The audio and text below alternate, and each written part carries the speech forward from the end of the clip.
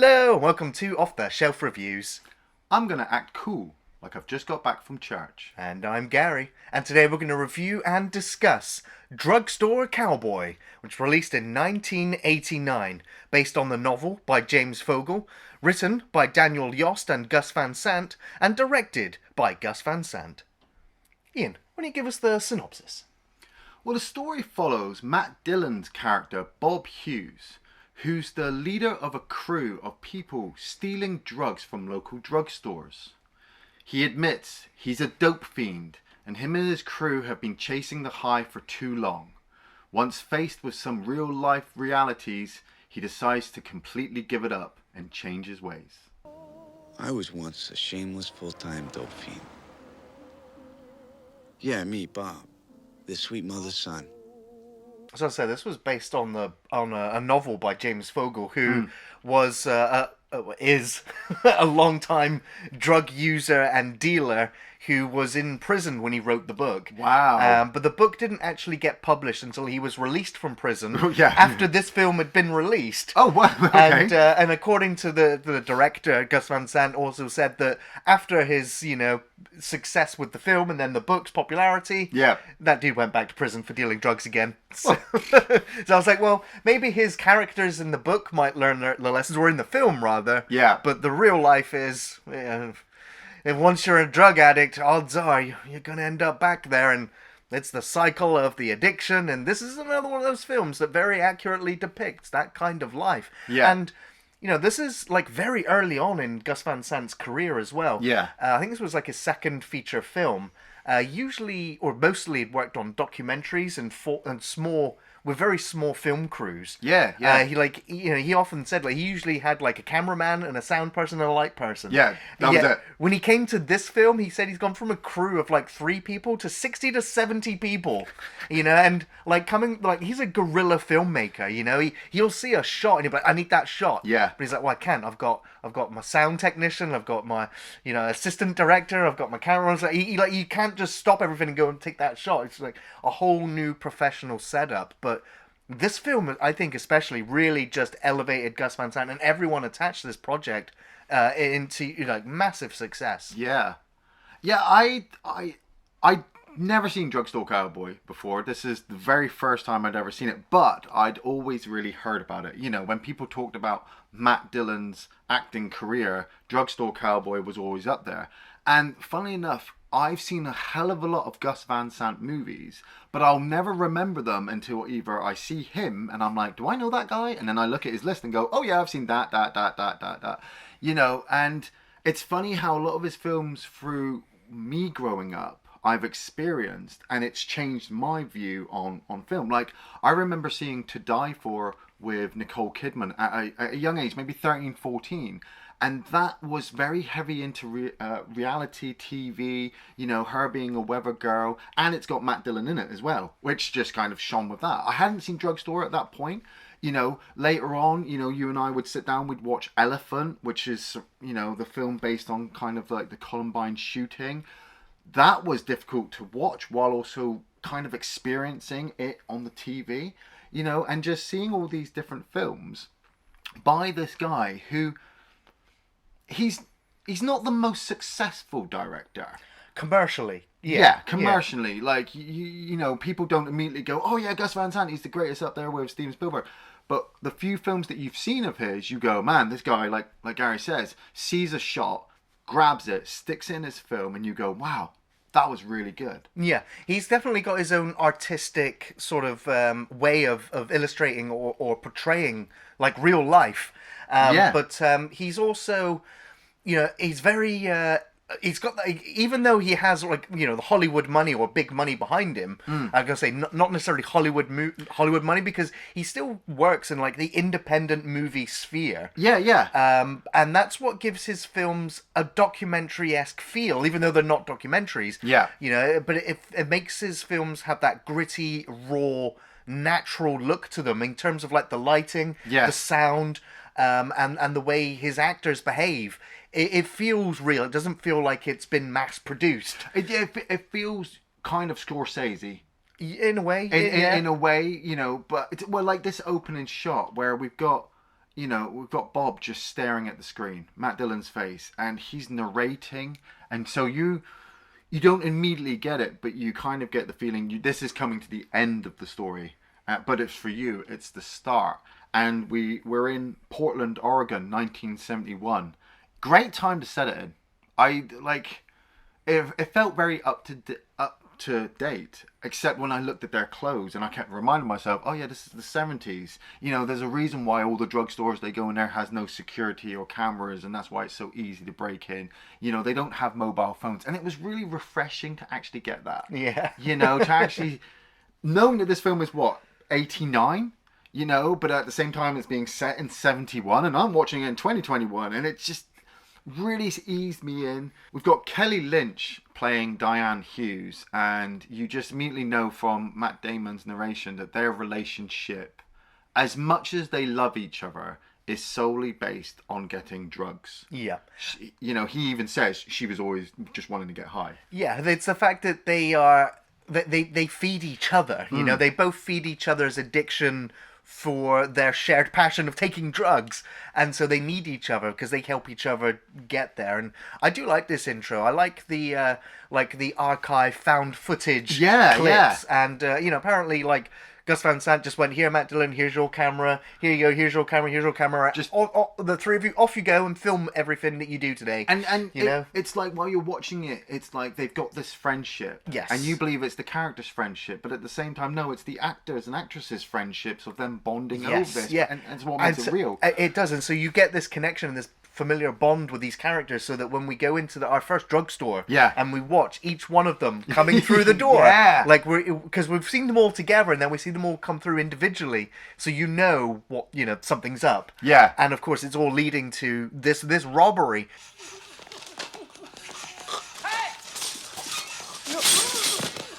And of course, we see Matt Dillon jumping down behind the counter to start jimmying open the shelves and checking the bottles, whilst his colleagues are distracting everybody. That's it. We've got Heather Graham playing Nadine. She is the rookie of the crew, and she plays it so very well. Like, she starts to have an epileptic fit in this drugstore to get everybody's attention. You've got the amazing James Gros, ladies and gentlemen. He plays Rick. I mean, James Gros, you might not know him, but if you've ever seen Phantasm 2, that's the guy from Phantasm 2. And him and Nadine, they've got this relationship going on, while Diane and Bob have one. But weirdly enough, where Diane and Bob's relationship was solely kind of based on their love for getting high and chasing, Nadine and Rick's is like they're together because it works.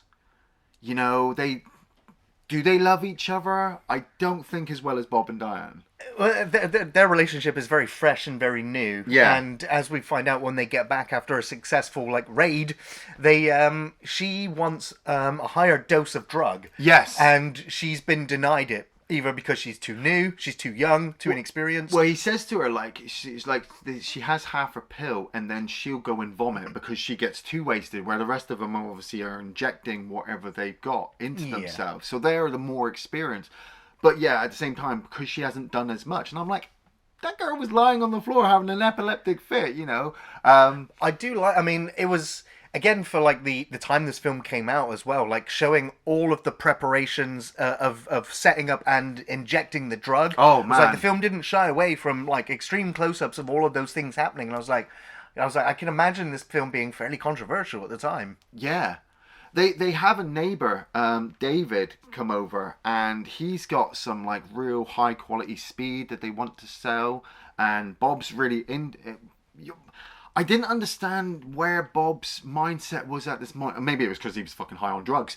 But it's the thought of him wanting to trade the drugs he's got for this speed, to use the speed to make him then think up more plans to then go to another place to break in and get more drugs. And the whole time he's thinking that, Diane is saying to him, let's just go and make love. Right. Let's just go and have sex. And he's like, oh yeah, but I want to go and off and do this and do that. And so you already feel like the relationship is on a rocky slope. She's not getting the attention that she wants or feels like she needs. But he thinks that it's better to go get the drugs so they're in a constant supply. Yeah. And there is a... It's one of my favourite scenes in the film, actually. It's right here, and that's when Nadine suggests getting a dog. Her and Rick are just like, well, we'd like a dog to share between us, because like you two, sometimes you go and do your own thing, and we want a dog to have. And this starts this entire story, because Bob's looking at him like, why'd you say that? Why would you ask me about getting a dog? He was like, this is one of the big no-nos. You need to know about these hexes. That's it. And then they're just like, but we just want a dog. And he's just like, no dogs. And he gets up and he starts turning the TV channel. And every channel he flips the TV to has got a dog on it. And then Bob huffs off. He's like, I'm not talking about it. And she tells the story of how they got this dog called Panda. Yeah. And the police raided their house and Panda ran away. And then because the police somehow figured out it was their dog, Panda led the police right back to where they were, and they all got arrested because of having a dog. So it's like, no dogs. And also, no hats on beds. That's the worst hex. If you leave your hat on the bed and I see it, I'm gone. I'm out the door. If I ever see a hat on a bed in this house, man, like, you'll never see me again. I'm gone. That makes two of us. They'd had this whole police raid as well in their old apartment, led by James Remar playing Detective Gentry. And luckily, Diane had hidden the drugs. So they'd all decided to move. And then when they've gone to move, you know, they've asked about this dog, you know, and Nadine's just like, look, come on, Diane, like, why can't we get a dog? And Diane's told him the story and telling them about the hat on the bed. That was, for me as well, it was really pinnacle. The way that Matt Dillon fully's just like, if I see a hat on the bed, you're out. We're not having this, because he's already been feeling the pressure. You know, the police have made the move. They've decided to go, you know, to the west side. They've gone and got this apartment, and then they've set the cops up in this situation where one of their neighbors has come to them at night and said, "Look, Bob, I saw this man climbing up by my window." And Bob's just like, what's that? And he realizes James Remar and this other police officer are watching them from this van. And so he talks to the neighbor next door and sets up this whole elaborate plan that the cops will come and climb up the window to look into the house of the neighbor. And when he does, the neighbor will come out and shoot them because he thinks Bob has told him it's peeping Toms. And you have this whole elaborate plan. And then when Gentry finally catches up with Bob after this whole situation, he's like, you better be gone, because this cop, you know, he got injured and he's wanting to really put the bullet in you.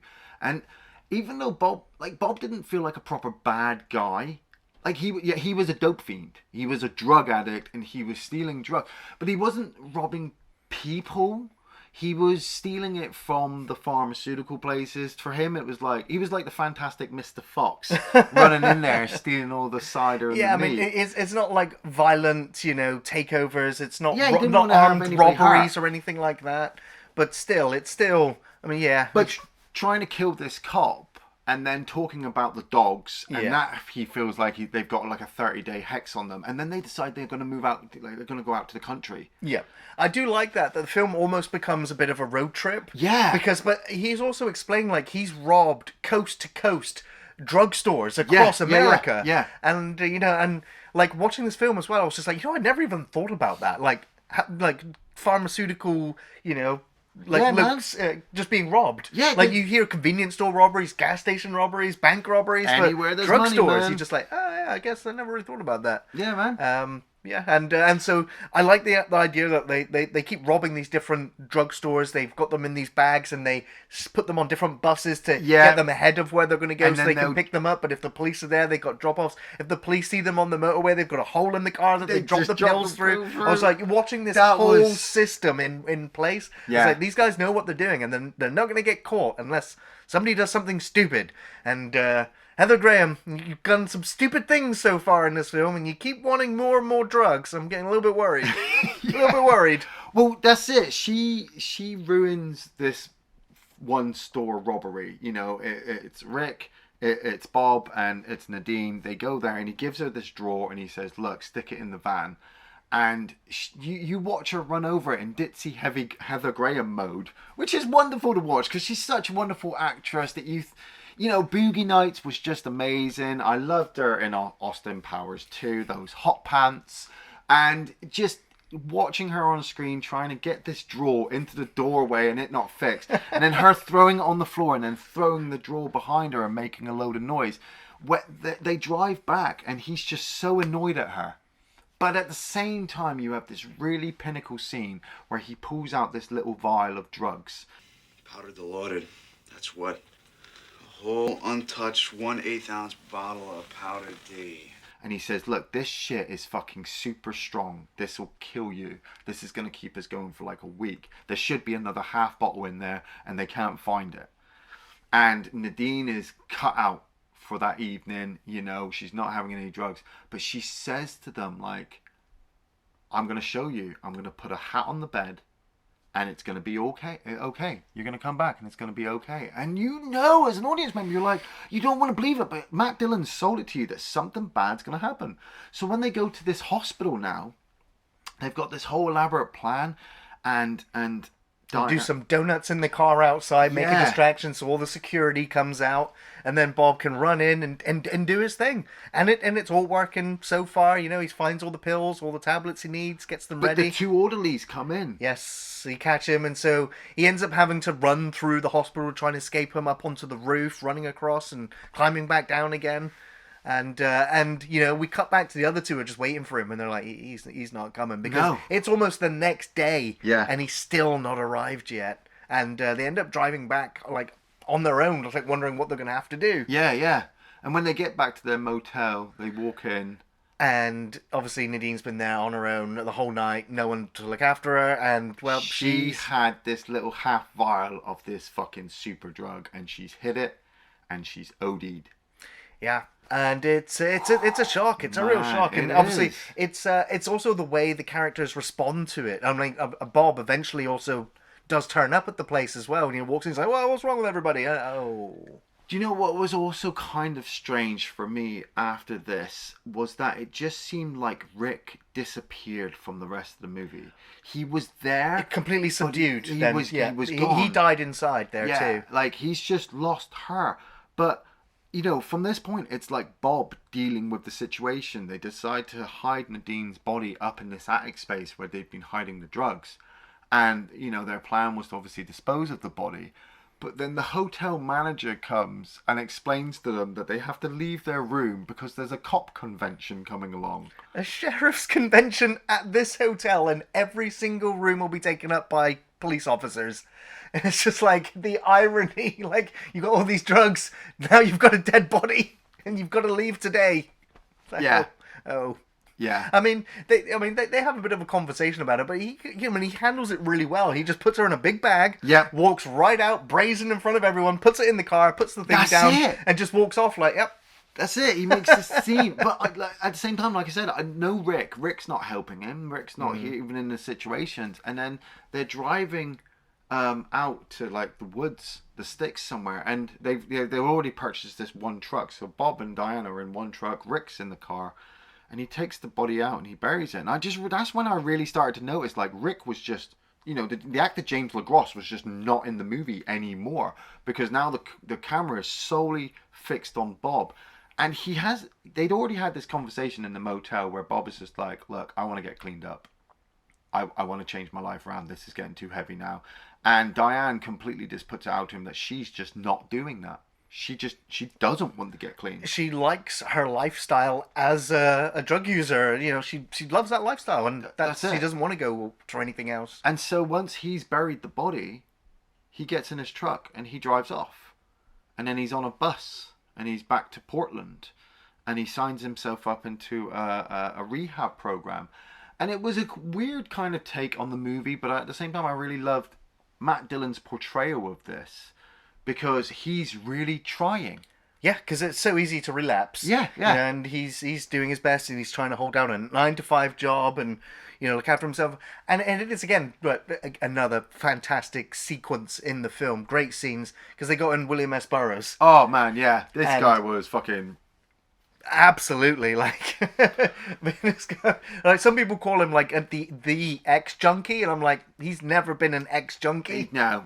This guy is a legend in the drug world. Yeah. But his contributions to literature, to film, to art, You know, but then you go, well, he also did accidentally murder his wife. Yeah, and you just like, you're like, it's all. He is a fascinating individual with some really insightful wisdom. Yeah. But also at the same time, like a complete like drug addict, and he is an amazing and fascinating individual, and having him in this film really was perfect. It was really, really perfect. Yeah. And also William S. Burroughs also said, like, I'm not going to be in this film unless I can write my own character's backstory and I write my own dialogue. Wow. And Gus Van Sant's kind of just like, you know what, like, do it because what you do is pretty amazing anyway. I'd never really heard much of William S. Burroughs when he first came in, and so when I saw him in this, I hit Wikipedia and it just went pow in my face of all this shit, and I'm like, this will take me a day alone just to know who this guy is. Let's just shorten it down to what I see in the film. And there was this when Matt Dillon's Bob character meets him, you find out that he's a priest. William S. Burroughs is priest Tom. They knew each other when they were growing up. The priest has always been into drugs. He still is into drugs. He's just not in the priesthood anymore. You know, he knew that Bob was going to be the way he is, and he's really surprised now that Bob is actually trying to change his ways, which is funny because where they are in this hotel, you know, it's a rundown, dingy place for people just trying to get back on their feet. But it's St. Francis, so it's kind of holy, and he's got this priest, and there was this one shot where the two of them are walking across the street just chatting, and I completely just fell out of the movie, and my mind just went, Matt Dillon walking with William S. Burroughs on the set of a film, just kind of sharing experience. You know, that's like two opposite ends of fucking time there for these two guys playing these two characters. And it did really just give me hope for Bob's character to kind of try to continue. And he's going to all these meetings, and he's talking to other people who are, you know, explaining how they can't get out of bed some days without having whatever addiction it is that they have. And so you're just really supportive to him until, like, it was kind of weird that he did it for me, but it would play out later, where he comes across David, the speed drug seller from the beginning of the movie, who they kind of bullied and kind of took the piss out. Like there was this great sequence where Matt Dillon was gonna fuck him over with some money, and it was Nadine who pointed it out, and Bob's just like, I fucking hate you, Nadine. You know? But now he's here, Nadine's dead, and David is trying to beat up this kid for money. And Bob grabs him and just like, what the fuck are you doing? Get out of here. And David hates it. Now David's the big guy. Bob fucked off. Right, exactly, you know? yeah. Now, there's also a couple of sequences here I did quite like, because, like, James Remar was really good in this film. Yes. In the scenes that he has. And, you know, we had the sequence where he chased Bob off, you know, beat him up because of what happened before. Yeah. But he's keeping tabs on Bob now that Bob's back home. And I love that sequence where it's just like Bob walks past the restaurant window, and, you know, Officer Gentry's just sat there, looks up and sees him going about his routine. I'm like, yeah. And then there's the moment where he comes to see him at his house, and he's just like, I know you're working this job. Yeah. I know you're at the methadone clinic, and you're getting cleaned up, and I really honestly, sincerely hope you clean yourself up and get on with your life. And I was like, that was really good, because, like, you know, we've had, you know, protagonist, antagonist, and they've kind of got like a neutral ground here. Yeah. And I was like, that was really, really nice sequence, and just really well handled by James Remar as well. Yeah. I kind of, like I said, I went out of my head at this point again and kind of imagined that Ajax, who got arrested in New York City, you know, did his prison time, came out, got a job as a policeman, and went and started helping Matt Dillon get off drugs. Yeah. You know, I hope you make out on that job of yours. And I sincerely hope that you straighten up a little bit. And then you get this really great moment where, like, these pair of boots get out of the car, and you recognize them to be Diane's, and she walks up to the hotel, and she goes in and sees Bob, and she even has like a bag of drugs for them. This is how much love and respect these people still had, that she brings a bag of drugs to Bob and says, look, you know, this is from me and Rick. You know, I'm with Rick now. I'm part of Rick's crew, you know, and you're just, it's really kind of sad, but at the same time, it's realistic. It's the way I felt that the way life is. That It Bob, is, yeah. You know, Bob explains to Diane, like, look, I prayed to God that day we found Nadine's body, and I asked him to get me out of the whole situation with the cops and the body and help me deal with it. And I would, if he helped me do that, I would be eternally grateful. And so here I am. I don't break a promise. And I was like, man, that's really good. You know, Diane at any point could easily just turn around and say, like, I'm gonna join you and do the same. Yeah, I'm gonna do it, but she doesn't want to. It's that long walk down the corridor. She leaves. Yeah. Like, is she gonna go? You know what? Screw it. I'm gonna turn my life around as well. Or I'm gonna keep going. Or are you gonna come join me with the drugs? Yes. That's it. They had that kiss, and I'm just like, is she gonna stay? Is he gonna go? Like, I really thought he was gonna give up his shit. Like, let me get my jacket. You know, I'll be with you. And he doesn't. He stays, and she goes. Yeah. And he takes the drugs to Priest Tom. You know, he gives it to William S. Burroughs, and William S. Burroughs is looking at us. Oh, I don't like that stuff, that shit. But this, ooh yeah, this, you're gonna be eternally grateful for, my son. You know. I remember when they gave us morphine in prisons. Yeah. And you're just like, oh wow, you know. He walks back to his apartment, and there's 2 masked men in there, and they are robbing him because they want the drugs. And it turns out it's David from the beginning of the movie, and I thought that was a great twist. I've seen it a couple of times in a couple of later movies. Like, I'm pretty sure in Layer Cake with Daniel Craig, you know, he had a crew member who was kind of weak, and he turns up at the end, spoilers, and puts him in kind of like a difficult situation like this. You see it a lot of times, and seeing it here, it kind of still felt fresh. Like, really well done. You know, Matt Dillon is doing his best to be a good guy. He hasn't got any drugs. It's with the priest. He's not lying. You know, David is now the desperate drug dealer, and they beat the shit out of him. They shot him. I was really surprised by that, because he was still kind of moving and thinking, shit, I thought he was probably dead, but he can't be dead. We saw the beginning of the movie. Yeah. So he's now just injured, and he takes him down. They take him down to the ambulance, and Gentry's just like, Tell me, who are you? Was it Nadine? Who is it? Who's the... He's like... Who's the hat? The hat, yeah. The TV, baby. It's like, oh, he on drugs. This motherfucker is fucked up, you know? And the irony was that he was... That's what he was saying in the van as the movie was ending. The irony was the police were now going to give him an escort. Yeah, the police were taking him to the Fort Knox, the holy grail of drugs. They're taking him to all the drugs. They were going to fill him now with all the drugs to that will keep him alive. Yeah. The drugs will keep him alive. And it's just like, really? Yeah. Well, he didn't die on the ambulance. No. Yeah. No, I do believe he probably survived. But what we know after that, we don't know. Like, did he get off the drugs? Did he hook up with the guy? I'd imagine so. Yeah, I'd be hopeful for. But I just love that, because thinking at the beginning of the movie where we were coming from, you know, you don't really know he's in an ambulance at the beginning. But then, it looks like he's in bed until it pans out and you realise, yeah. Well, Iain, what were your favourite scenes from the film? Oh, man. You know...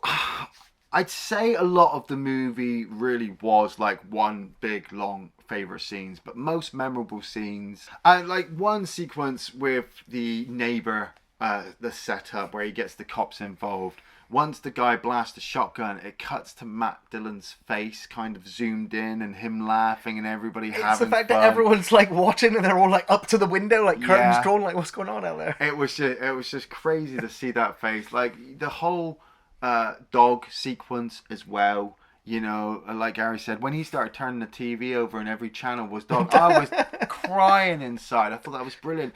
And then the whole hat on the bed, like, you know, those are sequences that play over a couple of times, but it really left me with an uneasy feeling when Heather Graham went and it landed on the bed. I was like, burn the room down. Yep. Fucking destroy it. Whatever she's just done is just put the hex. Because I fully believed Matt Dillon's explanation.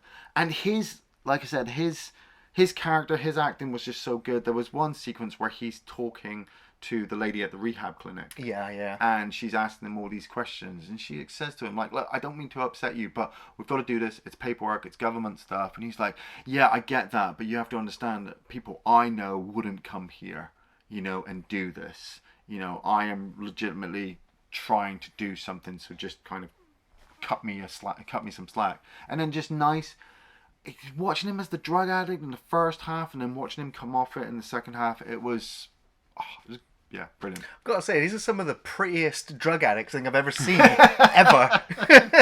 I don't know, Ewan McGregor? I'd say it's the only thing about the film, really, that doesn't quite work, is how pretty all of these people are. But you're right. There are some really great, memorable scenes in the film. The whole film is really very memorable.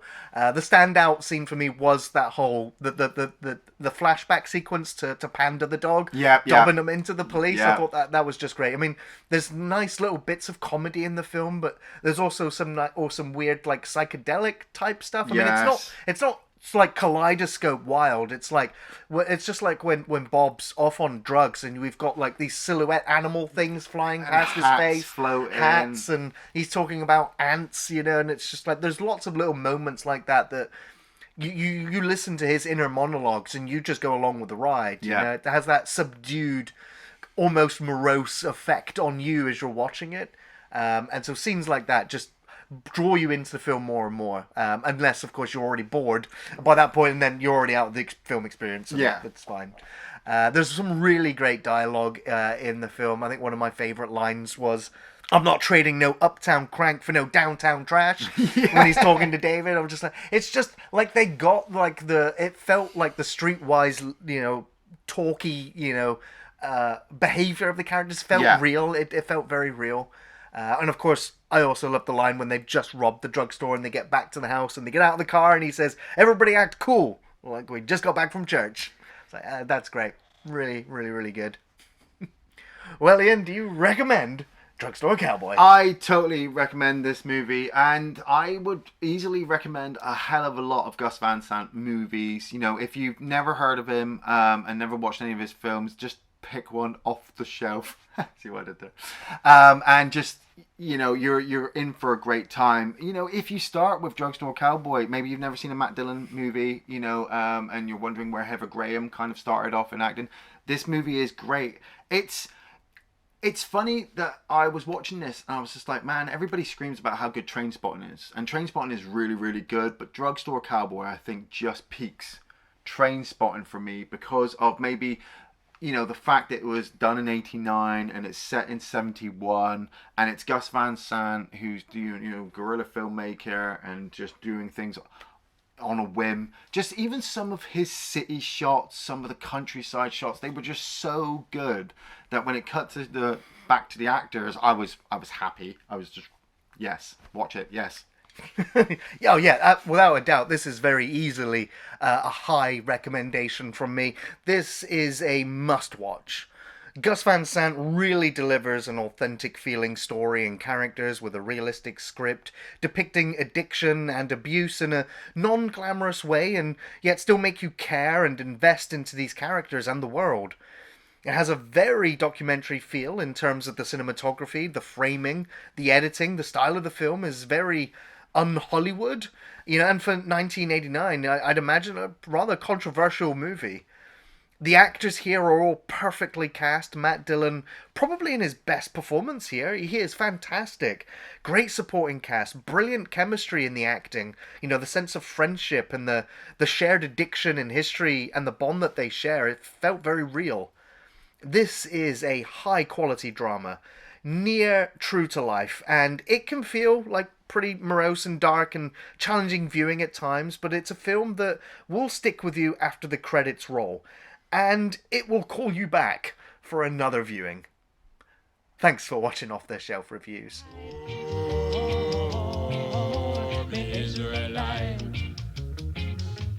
After a storm, there must be a calm. If you catch me in a palm, you sound your alarm.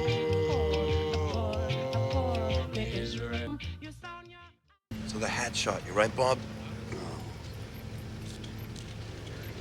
The TV baby shot.